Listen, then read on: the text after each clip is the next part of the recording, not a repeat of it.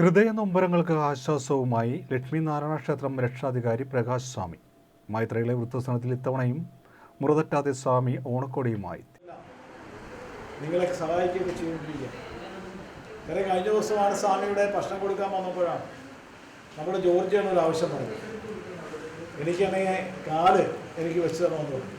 അദ്ദേഹത്തിൻ്റെ കാല് വലത്തേക്കാലല്ലേ, വലത്തേക്കാൽ മുട്ടിന് താഴെ ഇല്ലായിരുന്നു. അപ്പോൾ എനിക്ക് കാല് വെച്ച് തരണമെന്ന് സ്വാമിയോട് ആവശ്യപ്പെടുകയും അത് കൃത്യമായി പറഞ്ഞ ആ സമയത്തിനുള്ളിൽ 1 മാസത്തിനുള്ളിൽ തന്നെ കാല് വെച്ച് കൊണ്ടിരിക്കും. അങ്ങനെ ഒരുപാട് നന്മയുടെ പ്രവർത്തനമാണ് സ്വാമി ചെയ്തിട്ടുള്ളത്.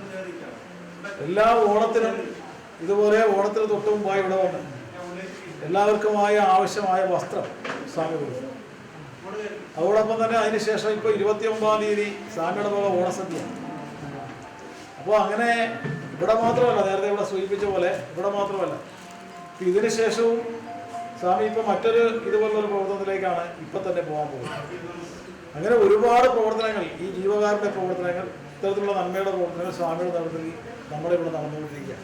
എത്ര പറഞ്ഞാലും പറഞ്ഞു തീരാത്ത തരത്തിലേക്കാണ്. ഇപ്പോൾ ഞങ്ങൾ തന്നെ 10,300 കിടപ്പ് രോഗികളെ ഞങ്ങളെ വീടുകളിൽ പോയി നോക്കുന്നു. പതിവ് തെറ്റിക്കാതെ പ്രകാശ് സ്വാമി ഇത്തവണയും മൈത്ര വൃദ്ധസനത്തിലെ അച്ഛനമ്മമാർക്ക് പുത്തൻ വസ്ത്രങ്ങളുമായി എത്തി. ലക്ഷ്മിനാരായണ ക്ഷേത്രം എഡ്യൂക്കേഷൻ ട്രസ്റ്റിൻ്റെയും ലക്ഷ്മിനാരായണ ക്ഷേത്രത്തിൻ്റെയും രക്ഷാധികാരിയും PJUP സ്കൂൾ മാനേജറുമായ പ്രകാശ് സ്വാമിയാണ് നൊമ്പരമേറ്റ മനസ്സുകൾക്ക് ആശ്വാസവുമായി ഓണക്കോടികൾ നൽകിയത്. PJUP സ്കൂളിലെ കുട്ടികൾ, അധ്യാപകർ, PTA പ്രതിനിധികൾ എന്നിവരും സ്വാമിയോടൊപ്പം ചടങ്ങിലെത്തിയിരുന്നു.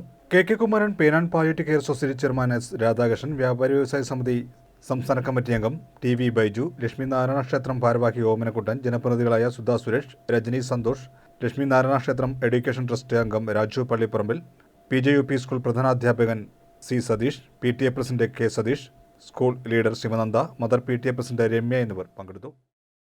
എനിക്കൊരു കാര്യമുണ്ട്, എന്തെങ്കിലും കേട്ടാൽ അന്നേരം ചെയ്യും. നമ്മുടെ സ്കൂളിലാണെങ്കിൽ സാർ പറയും, പണ്ടിവരൊക്കെ പറയാൻ ടീച്ചർ റോസാപ്പ് ചോദിച്ചാൽ ഒരു പൂന്തോട്ടം ഉണ്ടാക്കി കൊടുക്കുന്നതാണ്.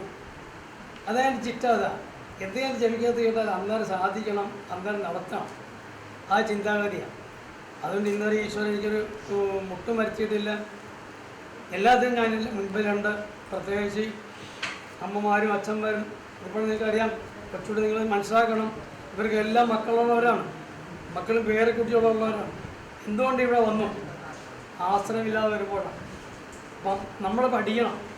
പ്രായം പൂർത്തിയാക്കി കഴിഞ്ഞാലും അച്ഛനും അമ്മയും മാത്രമാണ് നമ്മുടെ ഈശ്വരൻ. ഇപ്പോൾ ലക്ഷ്മിനാഥ ക്ഷേത്രമുണ്ട്, ഗുരുവായൂർ ക്ഷേത്രമുണ്ട്, ചോറ്റാനിക്കലുണ്ട്. എത്ര ക്ഷേത്രം ഉണ്ടെങ്കിലും അവിടെ ശ്രീകോവിൽ മുമ്പ് ചെല്ലണമെങ്കിൽ തന്നെയും സ്വന്തം മാതാപിതാക്കൾ കഴിഞ്ഞിട്ടേ ഉള്ളൂ ക്ഷേത്ര ശ്രീകോവിൽ. അത് മക്കൾ പഠിക്കണം.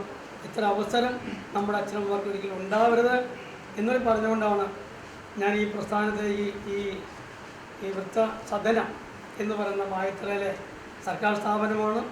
എങ്കിലും നമ്മുടെ ക്ഷേത്രത്തിൻ്റെ ചിട്ട കൊണ്ടും KK കുമാരൻ ബാല സൊസൈറ്റിയുടെ നിർദ്ദേശപ്രകാരം എനിക്ക് ചെയ്യാൻ കഴിയുമെന്നുള്ളതാണ് ഏറ്റവും സത്യാവസ്ഥയുടെ കാര്യം.